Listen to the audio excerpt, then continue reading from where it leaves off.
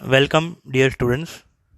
Chapter 10 के ये video में हम देखेंगे आज केमिकल रिएक्शन ऑफ हेलोएरिन कंपाउंड्स। सबसे पहले तो एक चीज़ समझिए, हेलोएरिन मीन्स जैसे कि बेंजीन के साथ, बेंजीन रिंग के साथ डायरेक्ट हेलोजन जुड़ा हुआ है, क्लोरीन, ब्रोमीन, फ्लोरीन, आयोडीन, कोई भी। Such a compound is known as a haloarene compound. Haloarene and as well as vinyl halide. Vinyl halide क्या होता है? sp2 hybridise double bonded carbon के साथ डायरेक्टली हेलोजन अगर जुड़ा हुआ है, it is known as a vinyl halide. Haloarene and vinyl halide are less reactive toward nucleophilic substitution reaction means SN reaction. उसके पीछे के रीजन क्या है? Reason for this is there were 5 reasons. पहला रीजन है रेजोनेंस इफेक्ट। रेजोनेंस की वजह से ये दोनों एसएन रिएक्शन इतनी आसानी से नहीं देते हैं। पहले तो एसएन रिएक्शन आपको याद होना चाहिए। एसएन रिएक्शन क्या है? समझो आपका हैलाइड कंपाउंड, उसके ऊपर न्यूक्लियोफाइल ने अटैक किया। न्यूक्लियोफाइल जुड़ेगा कार्बन के साथ, आर के साथ, हेलोजन चला जाएगा, halogen will be substituted so that RNU is my product, X will be substituted. Okay, in the whole phenomenon nucleophile plays a very important role. That's why the reaction is known as a nucleophilic substitution reaction.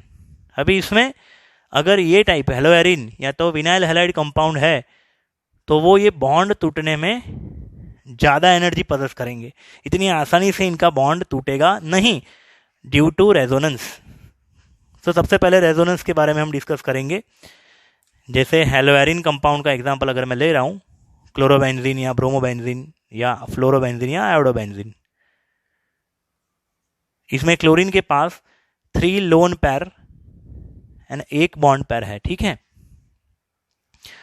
ये जो loan पैर है वो toward the benzene cycle shift होगा और benzene में ये जो 1-2 नंबर के ऊपर पाई बॉन्ड है वो पाई बॉन्ड शिफ्ट होके आ जाएंगे 2 नंबर पे। लोन पैर मीन्स लोन पैर बिकम बॉन्ड पैर एंड बॉन्ड पैर बिकम लोन पैर। A new structure will be form.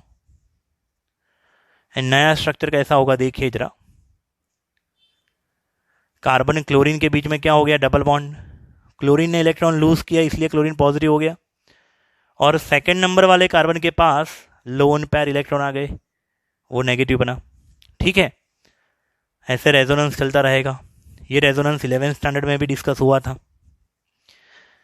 ये इलेक्ट्रॉन जाएंगे 2 और 3 के बीच में और 3-4 वाले ये पाई बॉन्ड वाले जो इलेक्ट्रॉन है वो आएंगे वापस 4 पे। Means these lone pair become bond pair and bond pair between 3 and 4 comes to 4th carbon as a lone pair। तो 4th कार्बन के ऊपर एक लोन पेयर बनेगा।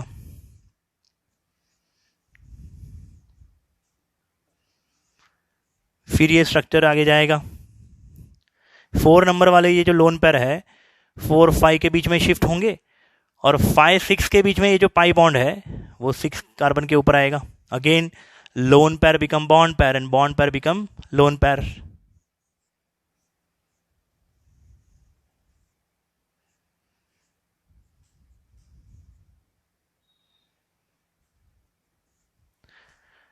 And लास्ट में वापस ये इलेक्ट्रॉन जो है चला जाएगा 6th and 1st कार्बन के बीच में, पाई बॉन्ड चला जाएगा क्लोरीन के पास।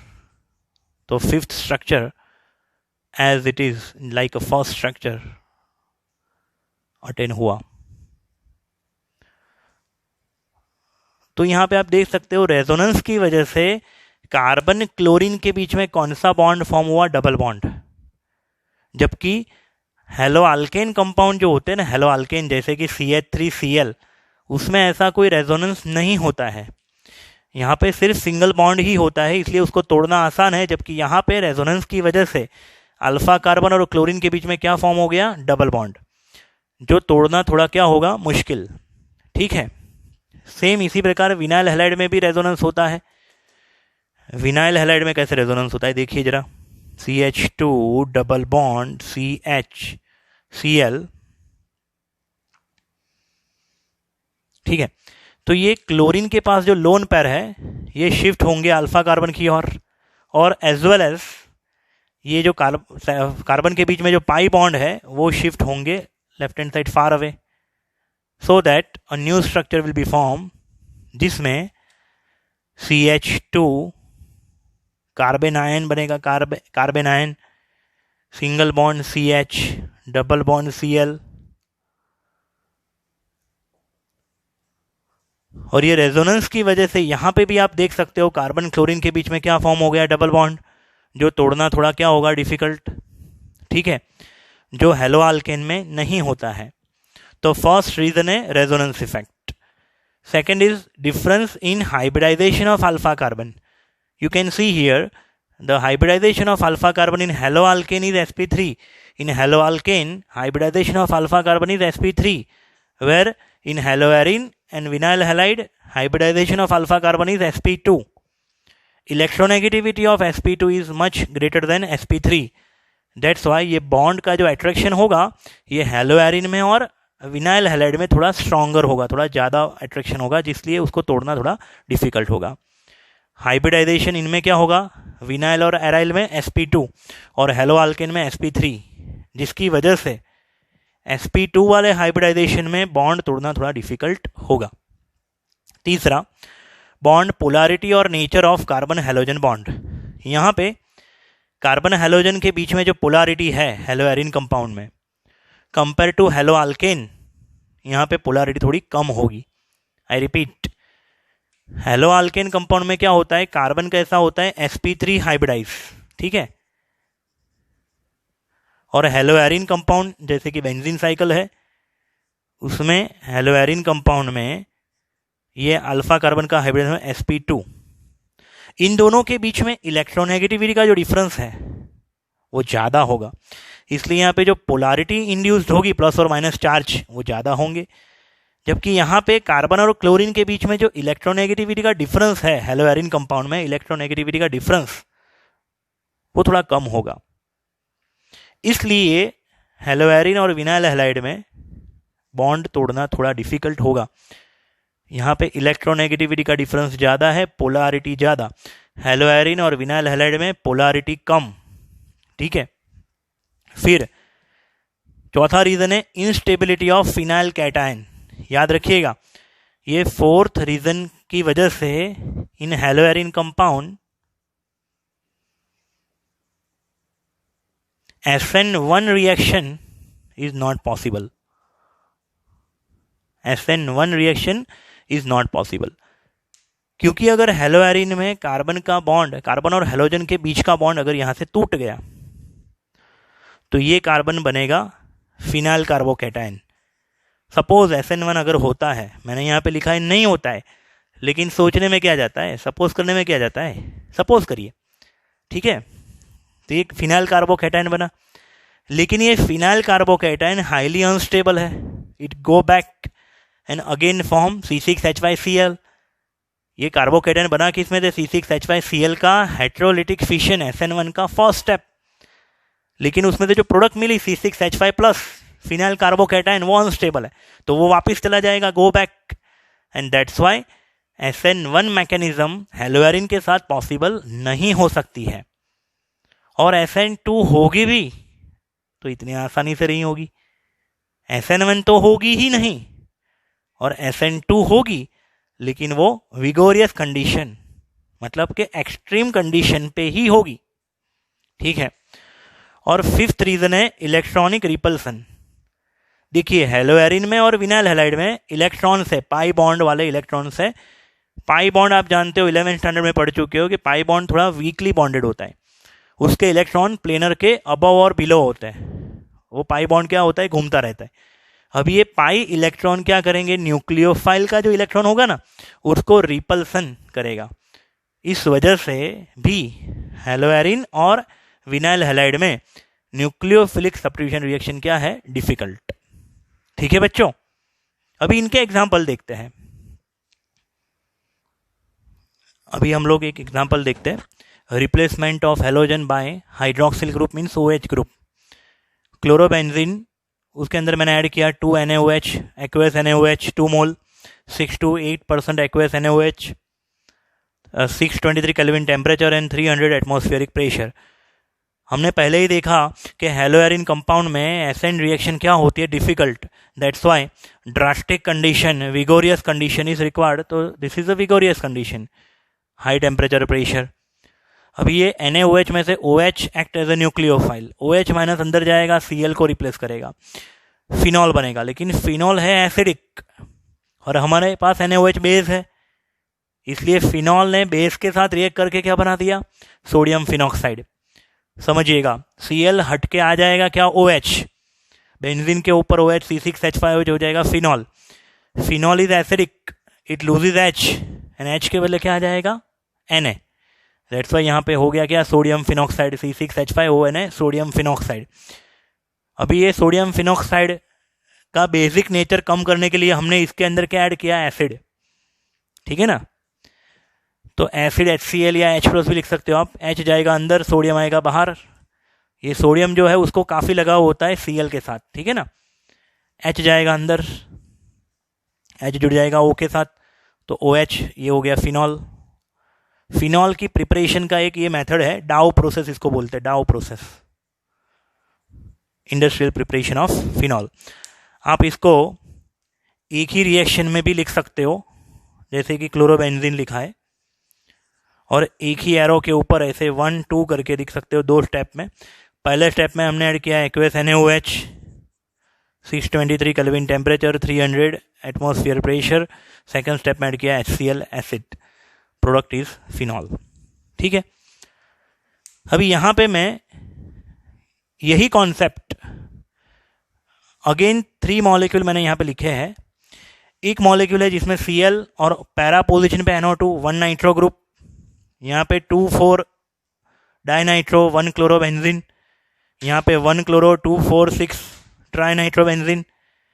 तो ये नाइट्रो ग्रुप जो है ना, वो इलेक्ट्रॉन विड्रॉइंग ग्रुप है। क्या है बेटा, इलेक्ट्रॉन विड्रॉइंग ग्रुप।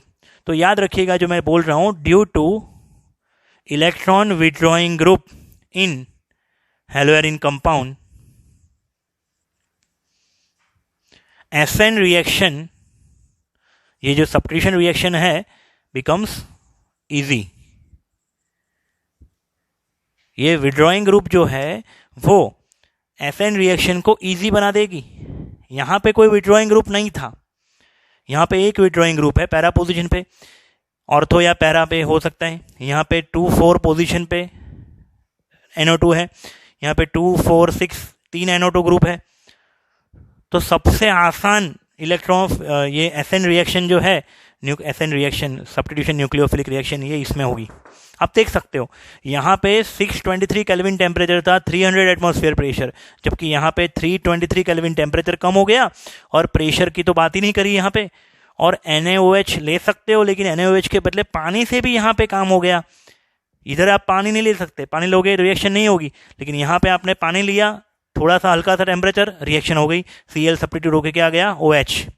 क्योंकि पानी में आप जानते हो H+ OH-, तो OH- goes inside, Cl come outside, that's it. जब एक NO2 था तो condition compare to this Dow process की कंपेयर में थोड़ी कम।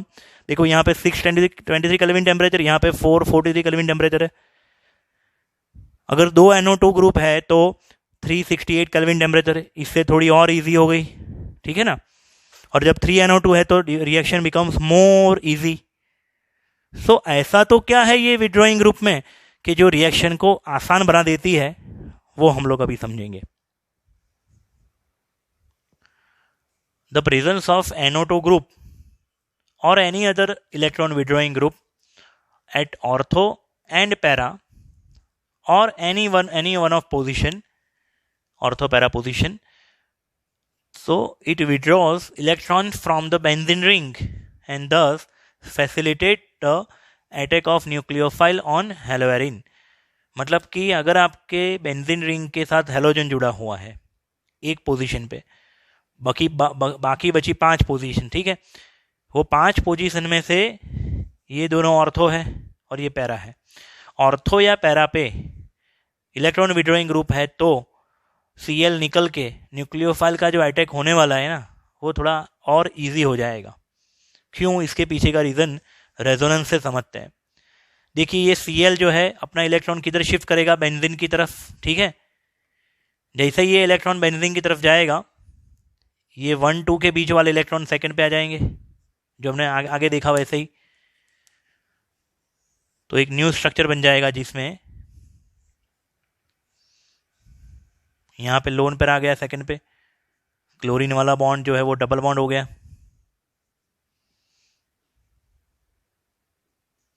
ठीक है, लेकिन यहाँ पे OH का अटैक होने वाला है, तो यहाँ पे इसको ड्रॉ करने से पहले हमें क्या करना पड़ेगा, OH का अटैक समझाना पड़ेगा।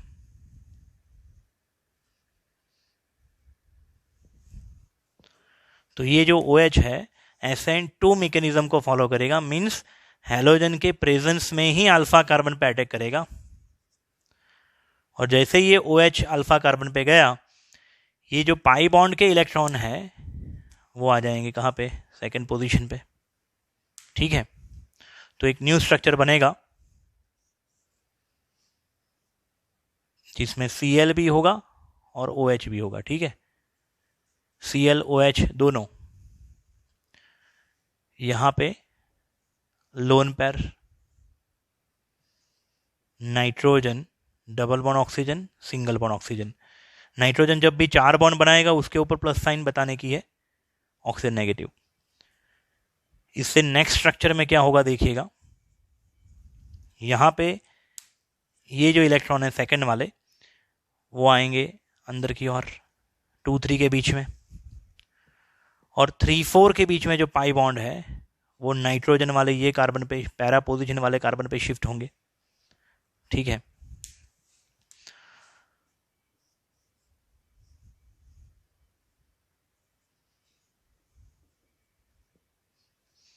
ये 2-3 के बीच में डबल बॉन्ड हो गया, ये डबल बॉन्ड तो एज इट इज रखा, और ये जो डबल बॉन्ड था वो 4th वाले कार्बन के ऊपर आ गया। ठीक है, carbon become negative, nitrogen, double bond oxygen, single bond oxygen. अभी नेक्स्ट स्टेप में क्या होने वाला है, ये जो लोन पेयर है कार्बन के ऊपर जो नाइट्रोजन, कार्बन नाइट्रोजन के बीच में चले जाएंगे यहां पे, because NO2 is electron withdrawing group. जैसे ये नीचे आएंगे ना, nitrogen can not form 5 bond at the time, nitrogen O के बीच में जो डबल बॉन्ड है वो शिफ्ट हो जाएगा O के ऊपर। तो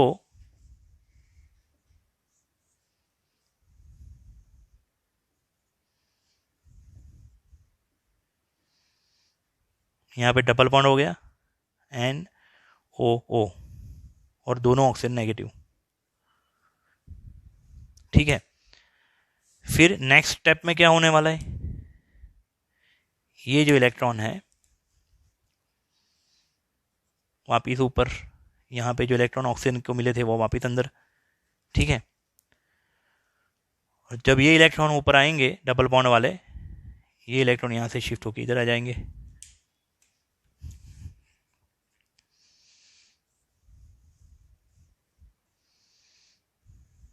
वापिस ओरिजिनल स्ट्रक्चर जो बना था एज इट इज फॉर्म हो गया, फर्स्ट जैसा ही।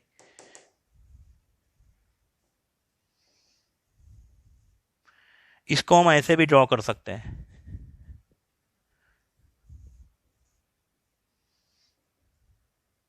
ये जो स्ट्रक्चर मैंने टोटल 4 स्ट्रक्चर ड्रॉ किए, 4 स्ट्रक्चर को हम ऐसे भी ड्रॉ कर सकते हैं, Cl OH ऐसे डॉटेड मैंने इलेक्ट्रॉन कर दिए, NO2 यहां भी डॉटेड कर दिए। ठीक है,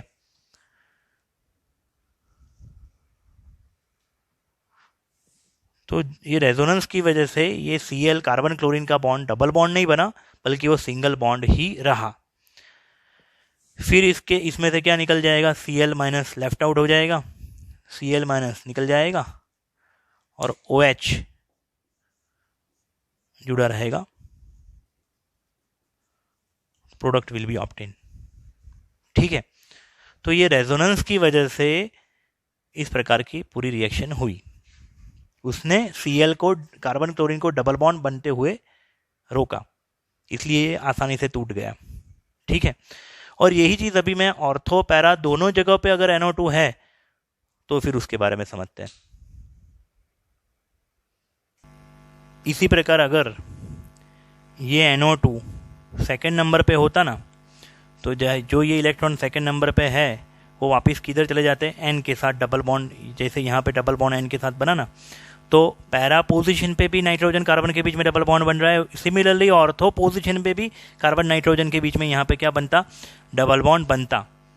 और अगर दो NO2 ग्रुप होते सेकेंड, और यहाँ पे सेकेंड पे भी और फोर्थ पे दो NO2 होते, 2,4 डाइनाइट्रोक्लोरोबेंजीन होता अगर, तो ये रेजोनेंस हम ड्रॉ नहीं कर रहे हैं लेकिन आप समझ सकते हो कि तो फिर ये Cl के ऊपर, ये जो इलेक्ट्रॉन के ऊपर क्या लगेगा, स्टेन मतलब तनाव, और वो टेंशन के चलते हुए क्लोरीन बहुत ही आसानी से लूज हो जाता। ठीक है ना। एक चीज़ समझिए, बेंजीन साइकिल के ऊपर कुछ तनाव लग रहा है इलेक्ट्रॉन का, तो अल्टीमेटली जो लीविंग ग्रुप है वो जल्दी लीव हो जाएगा, क्योंकि बेंजीन रिंग को क्या चाहिए फिर इलेक्ट्रॉन, तो वो कहीं से ढूंढेगा, आइदर वो OH से या तो Cl से वो इलेक्ट्रॉन अपने छीन लेगा। ठीक है ना। इसलिए वो स्टेन प्रोड्यूस करने वाला कौन फैक्टर है, NO2। ओके, अभी एक चीज यहां पे लिखी है मैंने, ortho and para position. Meta position पे अगर NO2 होता है ना, तो वो ये इफेक्ट में यूजफुल नहीं है। मतलब कि मेटा पोजिशन पे अगर NO2 है, क्लोरीन के मेटा पोजिशन पे, तो वो रेजोनेंस इफेक्ट में पार्टिसिपेट नहीं होगा, जिसकी वजह से it does not facilitate to SN reaction. SN reaction में कोई ज़्यादा इफेक्ट नहीं होगी, मेटा पोजिशन पे अगर होगा तो। वो देखते हैं। फिर एक चीज़ याद रखिए, if NO2 group at meta position with respect to halogen does not stabilize the resulting carbon ion by resonance effect. So that's why on the basis of above whole discussion, reactivity towards the SN2 reaction is 1-chloro-2,4,6 trinitrobenzene is most reactive, उससे थोड़ा less reactive है 1-chloro-2,4 डाइनाइट्रोक्लोरोबेंजीन, 1-chloro-2,4 dinitrobenzene, उससे थोड़ा less reactive है 1-chloro-2 nitrobenzene, उससे थोड़ा less reactive है 1-chloro-4 nitrobenzene, means para वाला, ये ऑर्थो, फिर para and then meta, and meta से भी कम रिएक्टिव कौन होगा, क्लोरोबेंजीन। यहाँ पे तो कोई विड्रॉइंग ग्रुप ही नहीं है, यहाँ पे विड्रॉइंग ग्रुप है लेकिन यहाँ पे R- इफेक्ट नहीं होगी, खाली कौन सी इफेक्ट होगी, I+ इफेक्ट ही होगी, I- इफेक्ट ही होगी। ठीक है ना।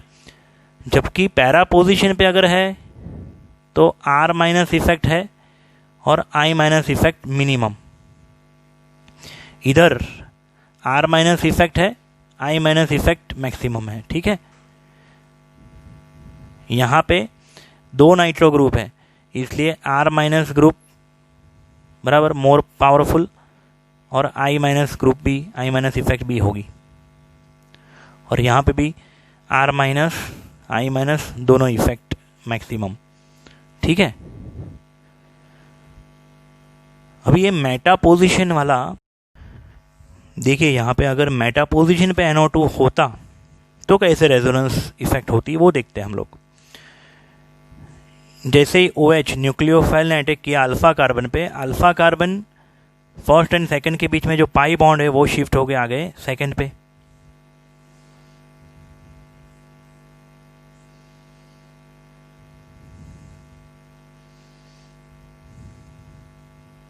ठीक है।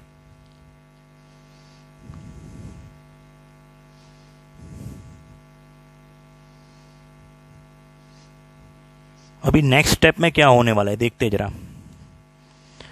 नेक्स्ट स्टेप में ये इलेक्ट्रॉन जो सेकंड नंबर पे है लोन पैर, वो जाएंगे 2 और 3 के बीच में, और ये जो 3-4 के बीच में पाई बॉन्ड है वो चले जाएंगे 4 के ऊपर। ठीक है। तो देखिए जरा क्या होगा। 4 नंबर पे लोन पैर आ गया, 2-3 के बीच में double bond, NO2 third number के कार्बन के ऊपर, nitrogen positive, oxygen negative, ClOH। इसके नेक्स्ट स्ट्रक्चर में क्या होगा, अभी ये जो 2-3 के बीच में पाई बॉन्ड है ना, वो उधर का उधर ही रहेगा, वो हिलेगा नहीं। बल्कि ये जो 4 नंबर पे इलेक्ट्रॉन लोन पेयर है वो 4 और 5 के बीच में चला जाएगा, और 5 6 के जो इलेक्ट्रॉन है वो 6 नंबर पे।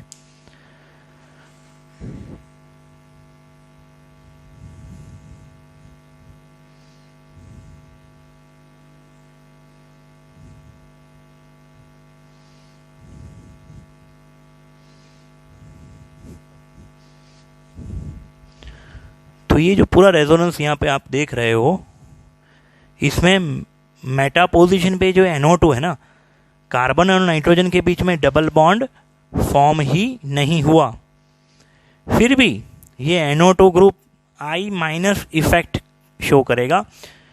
और इसलिए क्लोरोबेंजीन की कंपेयर में तो यहाँ पे रिएक्टिविटी थोड़ी ज़्यादा है, बट ऑर्थो एंड पैरा की कंपेयर में मेटा वाला जो कंपाउंड है उसकी रिएक्टिविटी क्या होगी, कम, क्योंकि उसमें रेजोनेंस इफेक्ट NO2 की वजह से नहीं होती है। आप समझ रहे हो। फिर इसमें से आगे क्या होगा, OH जुड़ा रहेगा, Cl निकल जाएगा, तो प्रोडक्ट मिल जाएगी आपको। ठीक है, तो ये मेटा वाला पूरा कॉन्सेप्ट क्लियर हुआ। टेक्स्ट बुक में देखिएगा, आप समझ में आ जाएगा, एकदम आसान तरीका है, ये पूरा सिस्टम समझाया मैंने। ओके, और ये MCQ में भी काम लगेगा। ABCD 4 ऑप्शन बना दिए, तो आपको क्या याद रखना है कि इलेक्ट्रॉन विड्रॉइंग ग्रुप जो होता है ना, वो electron withdrawing group SN reaction को बढ़ावा देगा। उससे रिवर्स भी सही है, इलेक्ट्रॉन डोनेटिंग ग्रुप है अगर, तो वो SN रिएक्शन को क्या कर देगा, स्लो। ठीक है, अभी हम लोग समझेंगे electrophilic substitution reaction in haloarene compound. काफ़ी लोगों को तो साला यही नहीं पता होता है इलेक्ट्रोफिलिक सब्स्टिट्यूशन रिएक्शन क्या है और न्यूक्लियोफिलिक सब्स्टिट्यूशन रिएक्शन क्या है। तो बेटा ये समझिए जरा कि सपोज क्लोरोबेंजीन C6H5Cl है, ठीक है। अगर न्यूक्लियोफाइल आएगा ना, तो ये अल्फा कार्बन पे अटैक करेगा, Cl को सब्स्टिट्यूट करेगा,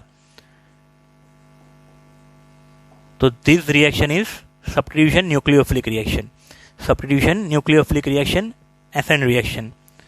एंड अगर इलेक्ट्रोफाइल आया तो इलेक्ट्रोफाइल अल्फा कार्बन पे अटैक नहीं करेगा, इलेक्ट्रोफाइल ऑर्थो या ये वो डिसाइड करेगा, ये हमारा functional group already present chlorine जो है वो ऑर्थो पैरा डायरेक्टिंग ग्रुप है, इसलिए ऑर्थो या पैरा पोजीशन पे जो हाइड्रोजन है, कार्बन के साथ जुड़ा हुआ हाइड्रोजन, वो सब्स्टिट्यूट होगा और इलेक्ट्रोफाइल अंदर जाएगा। तो this is electrophilic substitution reaction. Electrophilic substitution reaction में क्या हुआ, C6H4Cl तो था ही, साथ साथ में E आ गया, ठीक है ना। इसका फॉर्मूला क्या था, C6H5Cl। आप सोचिए, इसमें और इसमें क्या हुआ, हाइड्रोजन का सब्स्टिट्यूशन हुआ, जबकि यहाँ पे C6H5Nu मतलब के क्लोरीन का सब्स्टिट्यूशन हुआ। तो व्हेन क्लोरीन हैलोजन का सब्स्टिट्यूशन होता है तो उसको बोलते हैं न्यूक्लियोफिलिक सब्स्टिट्यूशन रिएक्शन, और जब यहाँ पे हाइड्रोजन का सब्स्टिट्यूशन होता है ऑर्थो पैरा पे, तो उसको बोलते हैं इलेक्ट्रोफिलिक सब्स्टिट्यूशन रिएक्शन। ठीक है, तो हम लोग बात कर रहे थे इलेक्ट्रोफिलिक सब्स्टिट्यूशन रिएक्शन। ठीक है, इलेक्ट्रोफिलिक सब्स्टिट्यूशन रिएक्शन में क्या आ सकता है, chlorination, nitration, sulphonation, Friedel craft, alkylation, acylation etcetera. तो electrophilic substitution reaction in haloarine compound is also difficult with respect to benzene. Benzene में electrophilic substitution reaction comparatively chlorobenzene थोड़ा powerful है, क्योंकि इसके पीछे का रीजन ये है कि Cl, chlorine, fluorine, bromine, iodine, halogen is deactivating ortho para directing group। अभी वो ऑर्थो पैरा डायरेक्टिंग क्यों है उसके बारे में हम समझते हैं। हमने थोड़ी देर पहले यही वीडियो में रेजोनेंस देखा था, ठीक है, और रेजोनेंस की वजह से ये ऑर्थो और पैरा पोजीशन क्या बन जाता था, नेगेटिव।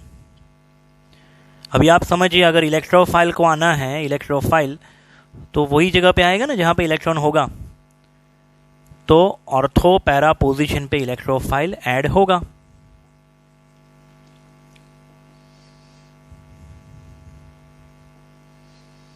हाइड्रोजन प्लस सब्स्टिट्यूट हो जाएगा। और इलेक्ट्रोफाइल के तौर पे हम क्या ले सकते हैं, तो कि भाई NO2 प्लस या तो Cl plus Br plus methyl plus CH2 CH3 plus. ठीक है, तो ये ग्रुप आए कहाँ से, NO2 plus SO3H plus sulphonation में आएगा। अगर NO2 ग्रुप आपको चाहिए तो कॉन्सनट्रेटेड HNO3 प्लस H2SO4 लेना पड़ेगा। Cl प्लस चाहिए तो Cl2 प्लस FeCl3 लेना पड़ेगा। अगर Br प्लस चाहिए तो Br2 and FeBr3। Methyl plus अगर आपको चाहिए तो CH3Cl प्लस NHCl जिसको बोलते हैं Friedel craft alkylation. CH2 CH3 plus चाहिए तो CH3CH2Cl प्लस AlCl3 लेना पड़ेगा। फिर दूसरा आता है CH3CO प्लस एसाइलेशन। ये कहाँ से मिलेगा आपको, CH3COCl को बोलते हैं ethanoyl chloride plus AlCl3 and as a catalyst Friedel Craft acylation reaction से ये CH3CO ऑप्टेन होगा। SO3H ऑप्टेन करने के लिए आपको लेना पड़ेगा फ्यूमिंग H2SO4 ओलियम। तो ये सारे हमें इलेक्ट्रोफाइल में से कोई भी एक इलेक्ट्रोफाइल अंदर जाएगा, H प्लस को बाहर निकालेगा। अब ये ऑर्थो पैरा डायरेक्टिंग क्यों है वो तो पता चल गया, लेकिन डीएक्टिवेटिंग क्यों है, क्योंकि ये इसमें R प्लस इफेक्ट की कंपेयर में I minus effect is more powerful. R plus effect chlorobenzene में chloro group R plus effect possess करता है, लेकिन वो weak R plus effect possess करता है, लेकिन I माइनस इफेक्ट जो उसे उसमें स्ट्रॉन्गर होती है। तो इसलिए R प्लस ग्रुप इफेक्ट को ओवरकम कर जाती है कौन, I माइनस इफेक्ट।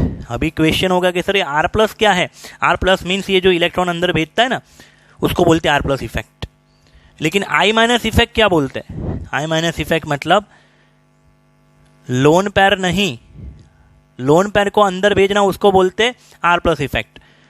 लेकिन अगर ये कार्बन क्लोरीन के इलेक्ट्रॉन, सिग्मा बॉन्ड के इलेक्ट्रॉन जो अपनी ओर खींचने का जो टेंडेंसी है ना उसको बोलते I माइनस इफेक्ट।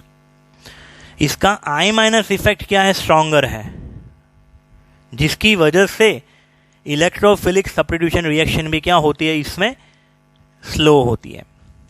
ठीक है ना, रिएक्शन तो 10-11 स्टैंडर्ड जैसी ही थी। 13th चैप्टर हाइड्रोकार्बन में हमने देखा था सल्फोनेशन, नाइट्रेशन, क्लोरीनेशन, ब्रोमिनेशन। उसी प्रकार यहाँ पे नाइट्रेशन करवाओगे तो Cl और NO2, Cl NO2 यहाँ पे आ जाएगा। क्लोरीनेशन करवाओगे तो 1,2 डाइक्लोरोबेंजीन 1,4 डाइक्लोरोबेंजीन हो जाएगा। अगर अल्काइलेशन करवाया तो Cl यहाँ पे CH3 तो 1 chloro 2 methyl benzene 1 chloro 4 methyl benzene. तो वो बड़ी बात नहीं है रिएक्शन, लेकिन रिएक्शन डिफिकल्ट क्यों है, क्योंकि weak R plus effect and I minus stronger effect. ठीक है, दूसरी कुछ रिएक्शन हमें देखनी है। अगर समझो क्लोरोबेंजीन के 2 मॉलिक्यूल हैं, sodium in the presence of dry ether, this reaction is known as the Fittig reaction. Fittig reaction. So what happened? 2 sodium and 2 chlorine form NaCl, and 2 benzene cycle, 2 phenyl ring associated together and form biphenyl या तो diphenyl. ठीक है, फिर दूसरा एक था woods फिटिग। Woods फिटिग में क्या होगा, एक हेलो एरिन कंपाउंड होगा 2 सोडियम और एक hello alkane compound in the presence of dry ether 2 NaCl will form. This portion will left out the methyl combined with benzene cycle so that methyl benzene will be formed, which is known as the toluene also. तो ये reaction है woods फिटिग। ठीक है, दूसरा ये हेलोएरिन compound जो है वो ग्रिग्नाइट रिएजेंट भी फॉर्म करता है मैग्नीशियम के साथ। अगर ड्राई ईथर के प्रेजेंस में हमने रिएक्शन करवाया तो C6H5 MgBr C6H5 MgCl बनाएगा। अगर हमने यही हेलोएरिन कंपाउंड को Mg के साथ रिएक्शन करवाया ड्राई ईथर के प्रेजेंस में तो ये फॉर्म करेगा C6H5 MgBr या MgCl, जिसको बोलते हैं ग्रिग्नाइट रिएजेंट। इसका नाम होगा फिनाइल मैग्नीशियम क्लोराइड। अगर Br होता तो फिनाइल मैग्नीशियम ब्रोमाइड इसका नाम होता। ठीक है, ये ग्रिग्नार्ड रिएजेंट। नेक्स्ट वीडियो में हम देखेंगे पॉली हैलोजन कंपाउंड्स। तब तक के लिए ये वीडियो पूरा आप अच्छी तरह से लर्न कर दीजिए, टेक्स्ट बुक में देख लीजिए। मिलते हैं अगले वीडियो में।